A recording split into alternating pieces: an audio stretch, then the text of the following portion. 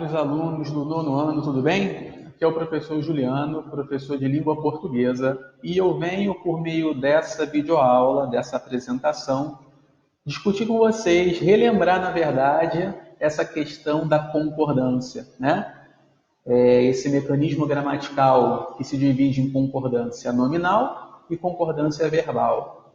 E aí a intenção, o propósito é que ao longo dessa aula a gente saiba diferenciar esses dois domínios de concordância e ver alguns casos, certo? Algumas regras gramaticais que dizem respeito a esse fenômeno.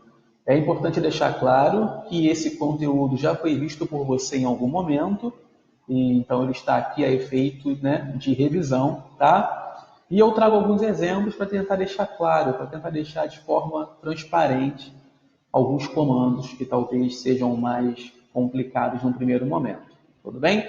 Então vamos lá. A primeira coisa é o seguinte: a concordância ela é um mecanismo pelo qual as palavras alteram suas terminações para se adequarem harmonicamente na frase. Então pensa só, a gente está falando de um ajuste, de uma adequação que ocorre entre algumas palavras dentro dessa esfera da concordância. Quando se trata da relação de adequação do substantivo com o artigo que o precede, com algum pronome, com algum numeral ou com algum adjetivo, nós falamos da concordância nominal, ou seja, é aquela que gira em torno do substantivo. A gente vai chamar o substantivo de termo determinado. E essas outras classes que irão acompanhá-lo serão os termos determinantes. Tudo bem? Exemplo, letra A. Todos os meninos chegaram cedo. Eu destaquei em vermelho para vocês o substantivo, né, o núcleo da construção. E aí eu tenho duas palavras marcadas aí em laranja, que são as palavras todos e a palavra os. Ou seja, um pronome indefinido e um artigo definido. Observem só, tanto todos quanto os foram flexionados para se adequarem com esse substantivo meninos. Se o meu substantivo é masculino quanto ao gênero e plural quanto ao número, tanto o pronome quanto o artigo vão entrar nessa concordância, masculino-plural, certo? Letra B. Duas professoras novas entraram na sala de aula. Em torno da palavra professoras, que é o nosso substantivo, nós temos as palavras duas, que é um numeral, e novas, que é um adjetivo. Duas classes que foram flexionadas de acordo com o meu substantivo, professoras. Tá? Se professoras está no feminino plural, tanto duas quanto novas também estarão no feminino plural. Tudo bem? Quando se trata da relação de adequação do sujeito com o verbo, falamos em concordância verbal. Exemplo, os alunos do nono ano construíram a maquete para a aula de geografia, certo? Quem construiu a maquete? Os alunos do nono ano. Percebam que eu tenho aí uma construção no plural, certo? E em relação ao verbo construir, se esse é o meu sujeito plural, o meu verbo precisa ser flexionado para o plural. Então, os alunos do nono ano construíram. Letra D. Entraram em casa correndo a menina e o cachorro. Quem entrou em casa correndo? A menina e o cachorro. Temos aí um caso de sujeito composto, um sujeito de dois núcleos, certo? Que faz com que o verbo seja flexionado também no plural. A menina e o cachorro eu posso entender, compreender como eles, né? Forma plural. Logo, a menina e o cachorro entraram. Importante destacar que na letra D, o nosso sujeito está depois do verbo. Na letra C, no exemplo anterior, o nosso sujeito está antes do verbo. Então, independente da posição do sujeito, a gente precisa se atentar para essa questão da concordância. Mas maiores detalhes desse processo vão ser vistos nas páginas adiante. Tudo bem? Beleza. Vamos começar então com a concordância nominal, certo? Bom, basicamente a concordância entre o substantivo e os termos determinantes, artigo, adjetivo, numeral e pronome, se dá em gênero, masculino ou feminino, em número, singular ou plural. Exemplo: por conta da sua atitude, poucas pessoas confiam em você. Percebam aí que há uma adequação entre as palavras poucas e pessoas, certo? As duas palavras no plural, feminino plural. Letra B. Umas donzelas simpáticas aproximam-se do rapaz tímido, não é? Aí eu tenho duas construções marcadas. Umas donzelas simpáticas, em que a palavra umas e a palavra simpáticas estão flexionadas para se adequarem ao substantivo donzelas, e tímido, que é um adjetivo no masculino singular, para se adequar ao substantivo rapaz. Ok? Então é esse mecanismo em torno do substantivo que a gente vai tratar como concordância nominal. Agora eu vou apresentar a vocês alguns casos particulares que podem nos trazer algumas questões, algumas dúvidas, mas eu espero que fique tudo mais claro agora a partir dessa explicação. Tudo bem? Vamos ao caso 1. O caso 1 é quando eu tenho dois ou mais substantivos e um adjetivo, certo? 1.1. Substantivos antes do adjetivo. Percebam aí que eu tenho 4 construções parecidas. Não são idênticas, porque por alguma razão a concordância não vai se dar da mesma forma. Tá? Letra A. Aluno e aluna bonitos. Ou seja, 2 substantivos e um adjetivo. Aluno e aluna nos levam a uma ideia de plural, já que é mais de uma pessoa, certo? E aí o meu adjetivo bonito foi flexionado para o plural, bonitos. Como aluno é masculino e aluna é feminino, quando eu levo para o plural por soma, né, que eu coloquei do lado, concordância por soma, esse plural vai para o masculino. Tudo bem? Aluno e aluna bonitos. Mas eu poderia também dizer essa frase da seguinte forma: aluno e aluna bonita. Porque eu continuo falando dos dois, mas a concordância se dá com o termo mais próximo do adjetivo. E o termo mais próximo do adjetivo é o substantivo aluna, no feminino singular. Logo, o meu adjetivo vai para o feminino singular. Então, percebam só, eu tenho duas formas de falar a mesma coisa. Ou eu faço a concordância por soma e levo para o masculino plural, ou eu faço a concordância por proximidade, por atração, não é? Eu concordo com o substantivo mais próximo. Nesse caso aqui, aluna. Então eu vou ter aluna no feminino singular, bonita no feminino singular. Percebam que agora, na letra C e na letra D, eu fiz a inversão da posição. Eu coloquei aluna e aluno bonitos. Eu posso continuar estabelecendo uma concordância por soma, e aí eu vou ter masculino plural, ou dessa vez eu concordo com quem está mais perto. E agora, quem está mais perto do adjetivo é o substantivo aluno, no masculino singular. Então, o meu adjetivo vai ser flexionado para o masculino singular. Aluna e aluno bonito. Tudo bem? Certo? Bom, vamos agora ao caso 1.2. Agora, os meus substantivos estão depois do adjetivo. Olha lá. Letra A. Lerei interessantes jornal e revista. Tudo bem? Interessantes no plural, porque eu tenho 2 substantivos, 2 núcleos, jornal e revista. Então, percebam que aqui na letra A, eu fiz de novo uma concordância por soma. Coloquei o adjetivo no plural, certo? Letra B. Lerei interessante jornal e revista. Dessa vez, a concordância se deu com o substantivo mais próximo. E aí ficou no singular. Tudo bem? Letra C. São simpáticos a aluna e o aluno. Tudo bem? O adjetivo que está antes dos substantivos está flexionado no plural. Já na letra D, é simpática a aluna e o aluno. A concordância se deu por proximidade com o substantivo aluna, no feminino singular. Certo? Então, 2 formas aqui na A e na B e 2 formas na C e na D. Levando-se em conta a concordância pela soma ou a concordância pela proximidade. Certo? Vamos mudar agora de foco. Vamos analisar como funciona o verbo ser. Tudo bem? E aí eu trago para vocês 4 construções, as 2 primeiras parecidas e as 2 seguintes parecidas também. Letra A, lasanha é bom. Percebam que lasanha é um substantivo do feminino, né? A lasanha.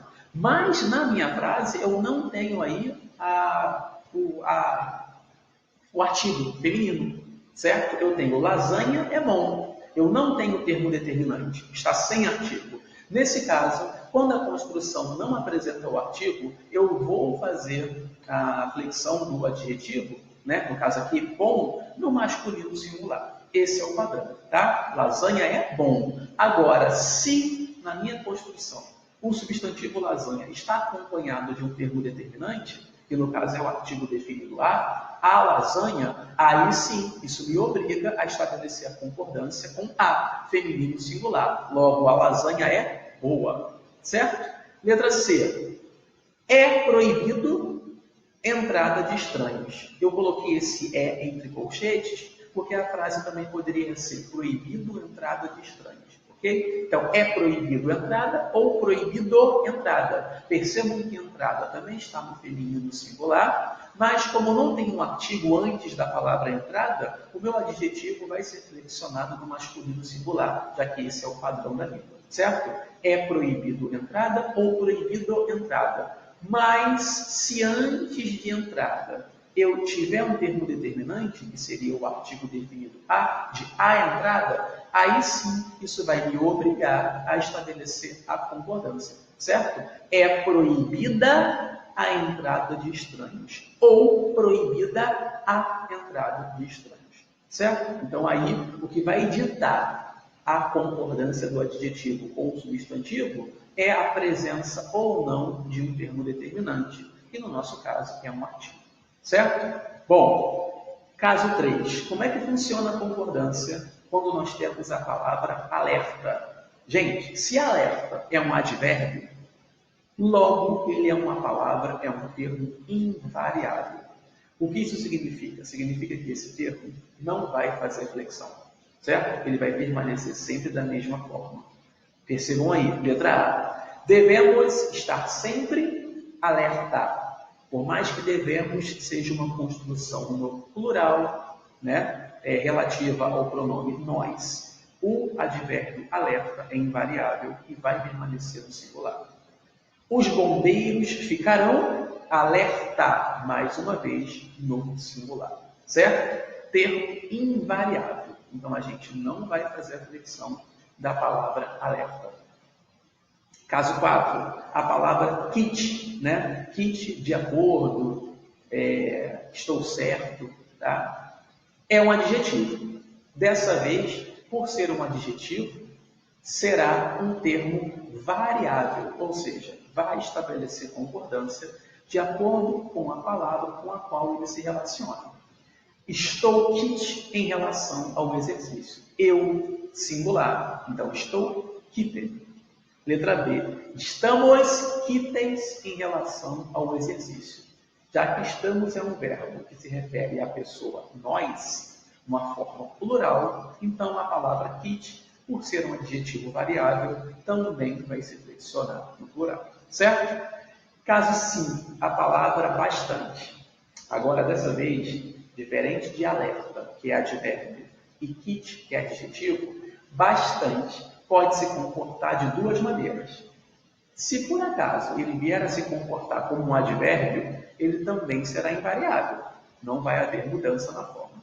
Agora, se bastante se classifica como um pronome indefinido, aí ele será variável. Exemplo, letra A. Eles estão bastante cansados. Nesse caso, bastante é um advérbio porque ele se refere, né? Ele está em relação à palavra cansado. Eles não estão cansados, eles estão bastante cansados, tá? Por ser advérbio, percebam aí, invariável no singular. Agora, na letra B, olha a construção. Neste ano, fez frio bastantes dias. Ou seja, fez frio muitos dias, tá? Eu não disse quantos, eu dei uma ideia só de mais de um. Né? De muitos. E aí, dica que eu coloco para você aí. Se esse bastante pode ser substituído por muito, ele então pode fazer, ele deve fazer a flexão. tá? Neste ano fez frio bastantes dias. Fez frio muitos dias, tá? Essa é a dica, a troca pela palavra muitos. Tudo bem? Bom, vamos ao caso 6. A palavra meio também se comporta de duas formas. Se for advérbio, é invariável. Se for numeral, é variável. Ela está meio cansada, não é? Advérbio, porque se refere a cansada. Tá? Por mais que cansada esteja no feminino, como a palavra meio nessa construção é um advérbio, ele não entra em concordância, ele não se flexiona. Já na letra B, comi meia batata e meio tomate. Dessa vez eu tenho aí dois numerais, certo? Meia batata e meio tomate. Batata feminino, logo meia. Tomate masculino, logo meio. Certo? Caso 7 são as construções com as palavras anexo e incluso. Tá? E aí, gente, dessa vez, é só você verificar se a palavra é anexo ou em anexo. Se a palavra é incluso ou em incluso. Certo? Se for somente a palavra anexo ou incluso, elas entram em concordância, tá? Letra A. As fotografias estavam anexais à carta. Fotografias, feminino plural. O documento segue anexo ao processo. Letra C. As fotografias estavam em anexo à carta. Percebam que agora a construção em anexo não se flexiona, tá? Letra D. O documento estava em anexo ao processo. Mais uma vez, não se flexiona, certo? Então, repetindo, se for somente a palavra anexo, ela entra em concordância com o substantivo. Se for a construção em anexo, aí a concordância não se estabelece, tá? Letra E. A lista de preços inclusa foi aprovada pela diretoria. Lista, feminino singular, inclusa. Agora, compara com a letra F. A lista de preços em incluso, olha aí, não tem mais concordância, certo? Foi aprovada pela diretoria, ok? Caso 8 é a palavra pseudo. É um prefixo, né, gente? Está junto a um radical, tá? Antes de um radical. E se é um prefixo, logo é invariável, tá? Não muda. Ela é uma pseudopatriota. Eles são uns pseudopatriotas, tá? Percebam aí que a mudança de ela singular para eles plural não implicou a alteração da palavra do prefixo pseudo, certo? E o caso 9 é o caso da palavra visto, tá? Que é uma forma adjetivada. Opa, forma adjetivada se comporta como um adjetivo. Logo, é variável. Visto o perigo, a mãe pediu os filhos de saírem de casa. Olha aí a concordância entre visto e perigo. Letra B. Vistas as dificuldades, não viajaremos amanhã. Já que dificuldades é um termo no feminino plural, a palavra visto vai se adequar, vai entrar aí no mecanismo da concordância e também vai para o feminino plural. Certo? Beleza.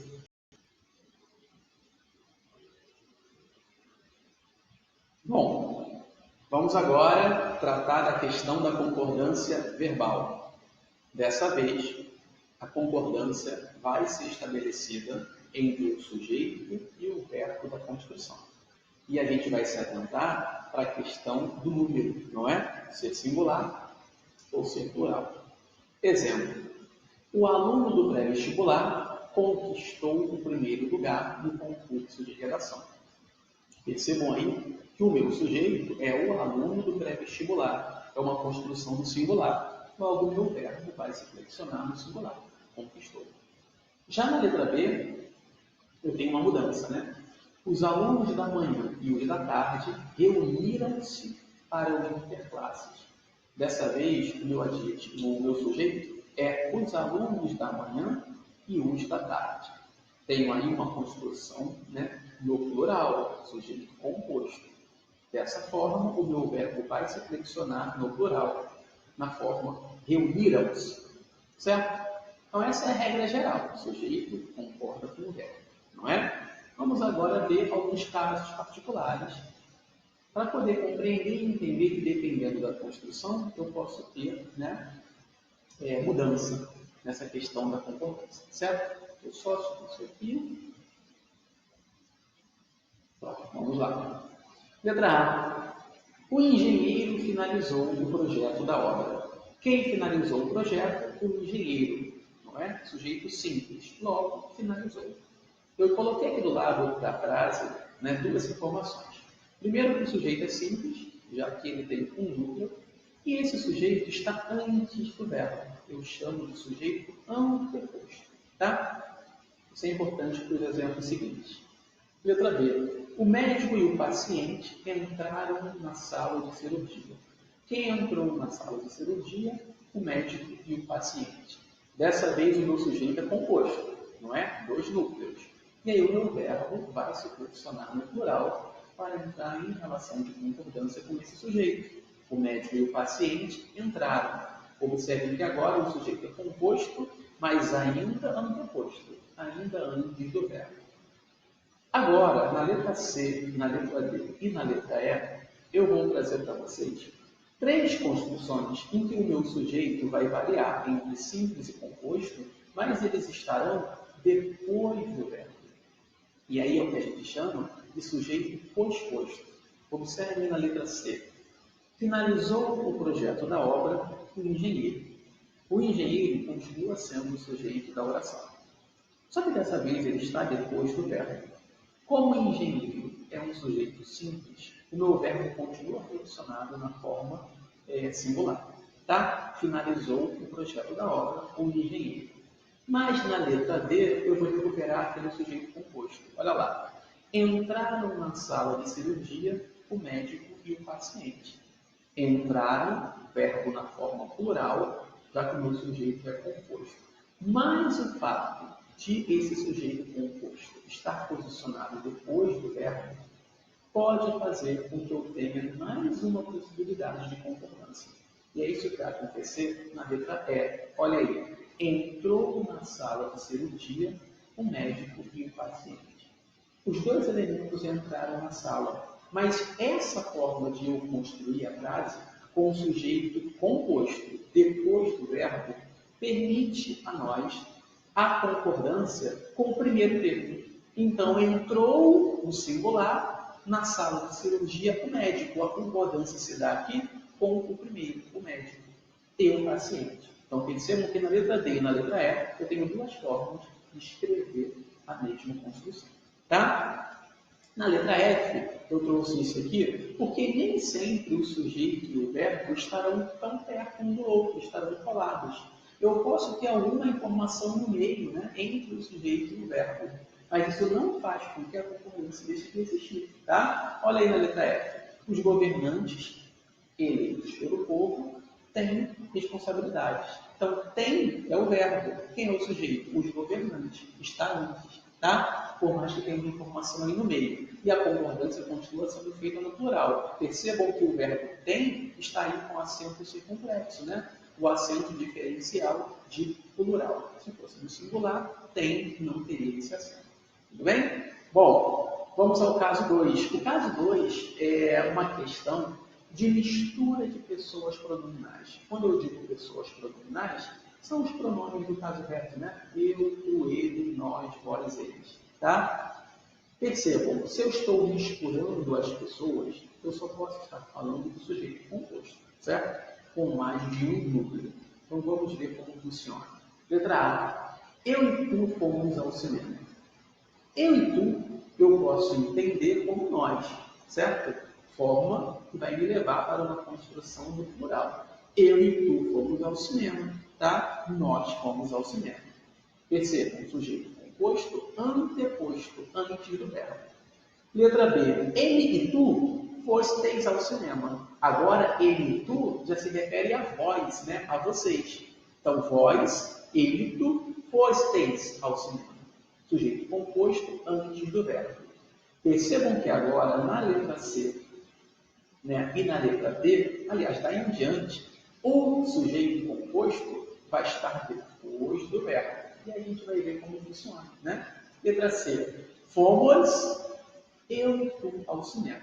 que ele e tu, que eu entendo como nós.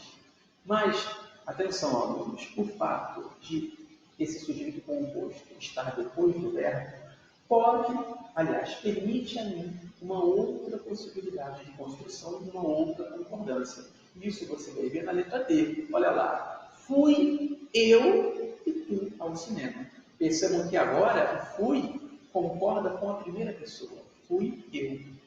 Tá? Letra D. Fostes tu e ele ao cinema. Né? Percebam aí, olha lá. Fostes tu e ele, concordando com os dois. Igual a gente aconteceu na letra B, ó. Ele e tu fostes. A diferença é posição. Antes do verbo, depois do verbo. Agora, na letra F, desculpa aqui, ó, que seria a letra F, foste tu. A concordância se dá com a segunda pessoa. Tu e ele ao cinema. Assim como na letra D, fui concordou com o primeiro, na letra F, foste concordou com o primeiro. Tudo bem? Então, essa é a questão. Quando o sujeito, esse sujeito que mistura pessoas está depois do verbo, eu concordo com os dois ou eu concordo com o primeiro, com o mais próximo. Tudo bem? Caso 3. Como é que funcionam as construções, a concordância, quando eu tenho as expressões parte de, a maior parte, a menor parte, a maioria de, a minoria de? Tá? A maior parte dos alunos fez o trabalho. Letra B. A maior parte dos alunos fizeram o trabalho. Olha aí uma diferença de construção com verbo no singular e verbo no plural. O que dita aí a diferença, o que faz com que a concordância seja uma ou seja outra, é a sua escolha de com qual elemento esse verbo está entrando em concordância. Na letra A, eu tenho a concordância com a expressão a maior parte de. Percebam que eu coloquei em vermelho somente até a letra D da preposição. Né? A maior parte fez. Já na letra B, a concordância se dá com os alunos. Os alunos fizeram. Tudo bem? É opcional. Embora haja uma preferência, tá? Para algumas provas, para algumas gramáticas, de que a concordância seja feita com a maior parte no singular, igual está na letra A. Mas você não estaria errando se fizesse com a letra B, concordando com esse termo que vem depois de a maior parte. Tá? Letra C. A maioria das turmas decidiu praticar esportes essa semana. Ou seja, a maioria decidiu ou a maioria das turmas decidiram praticar esportes essa semana, já que a concordância aqui se dá com a construção as turmas. Ok? Caso 4, construções com nem uma coisa nem outra. Olha lá. Nem o professor nem o diretor compreendeu a reclamação dos alunos. Letra B. Nem o professor nem o diretor compreenderam a reclamação dos alunos. Mais uma possibilidade de concordância facultativa, né? Ou no singular, nenhum nem outro compreendeu, ou nenhum nem outro compreenderam. As duas formas estão certas. Tá? Caso 5, construções com tanto quanto. Tanto pai quanto filho sabiam os segredos da mãe. Né? Tanto um quanto o outro sabiam. Percebam que dessa vez o verbo precisa estar no plural. Tá? Diferente do caso 4, em que era facultativo, no caso 5 o verbo vai para o plural, quando a construção é feita com tanto quanto. Ok?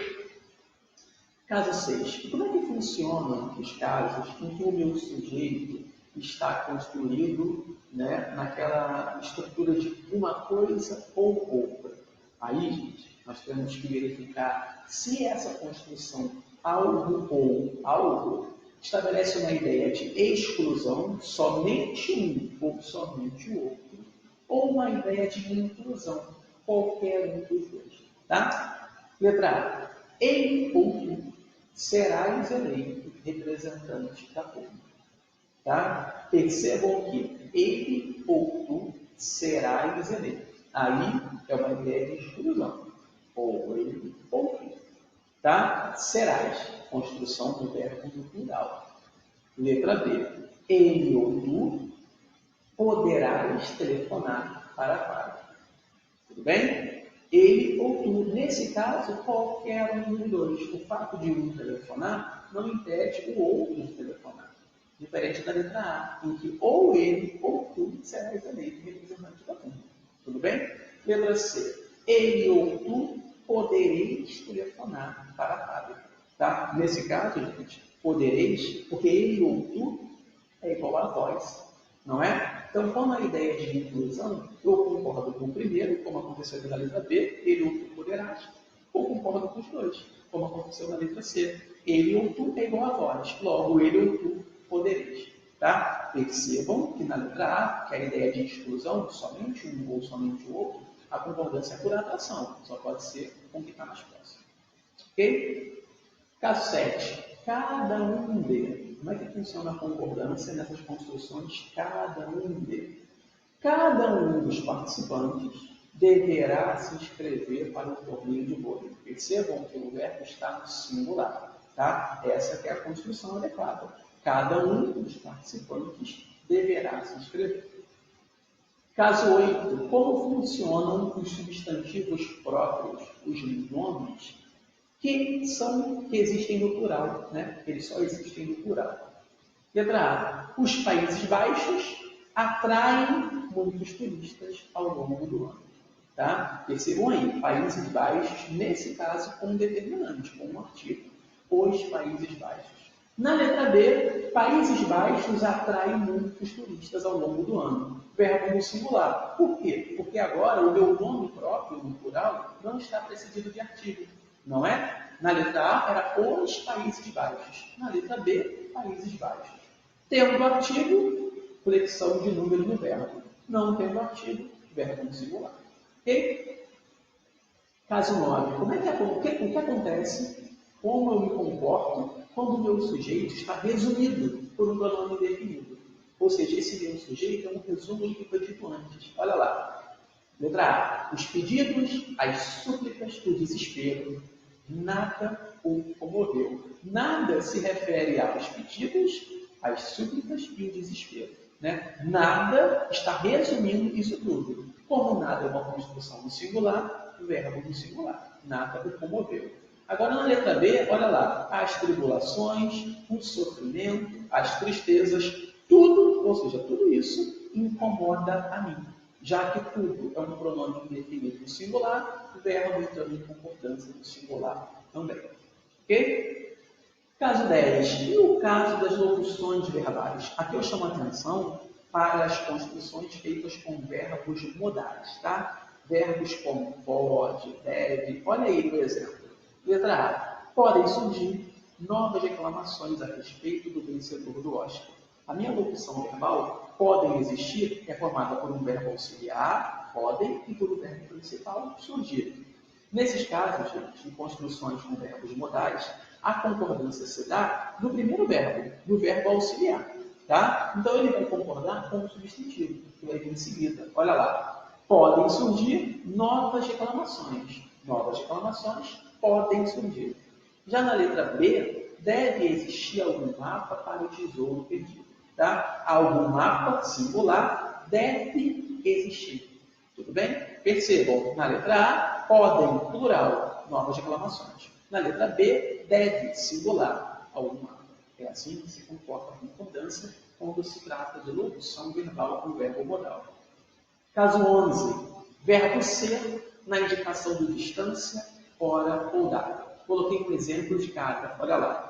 De Copacabana ao centro são 10 quilômetros. Eu sublinhei aí a distância, não é? 10 quilômetros, uma ideia plural, logo, verbo no plural. São 10 quilômetros. Letra B, são 2 horas. Destaquei aí a hora, 2 horas, ou seja, mais de um, não é? Ideia plural, logo, são 2 horas.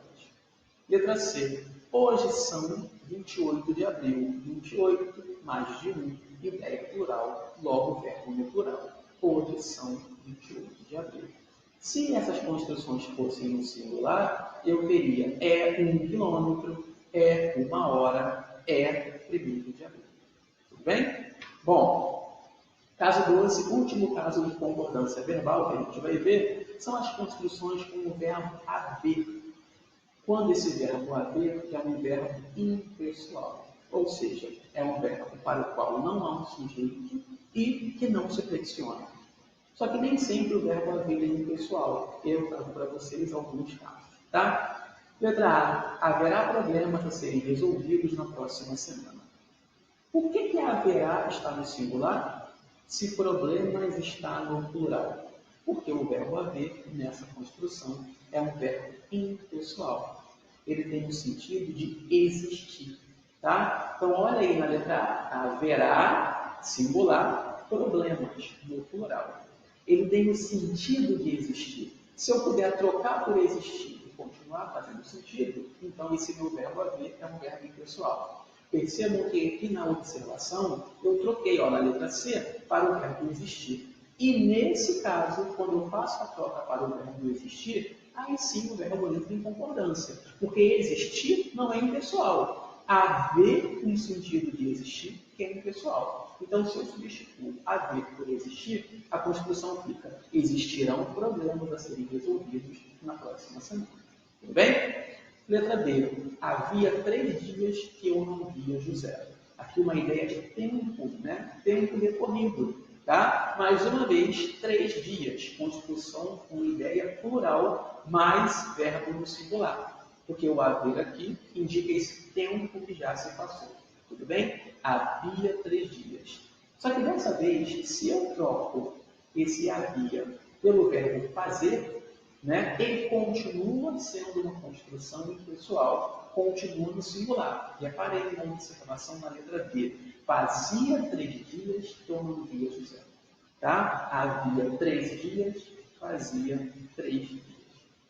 E eu trago para vocês aqui na letra E, na última observação, uma construção muito comum, tá? Mas possível na língua, que é a construção com o verbo se haver, no sentido de lidar, de se comportar. Tá? Os alunos houveram-se muito mal nas provas bimestrais. Né? Os alunos saíram-se muito mal. Os alunos lidaram com as provas de forma muito ruim. E aí, gente, nesse caso, como os alunos é uma construção no plural, o meu verbo vai para o plural. Significa que o meu verbo não é impessoal. Tá? Os alunos houveram-se muito mal. Tudo bem? Então, repetindo, quando é que o verbo haver vai ser impessoal? Eu trago aqui 2 casos para vocês. O primeiro caso, não os únicos, tá? São 2 para a aula. Haver com o sentido de existir na letra A e haver com o sentido de tempo decorrido na letra B. Certo? Bom, eu sei que foram muitos casos, tanto de concordância nominal quanto de concordância verbal, mas a ideia é que você reveja essa aula, anote no caderno as observações, tá? Crie o seu material de estudos para que você possa fazer as avaliações, né, as atividades propostas durante esse período de quarentena, sem dor de cabeça. Tudo bem? É isso, grande abraço, até a próxima aula. Valeu!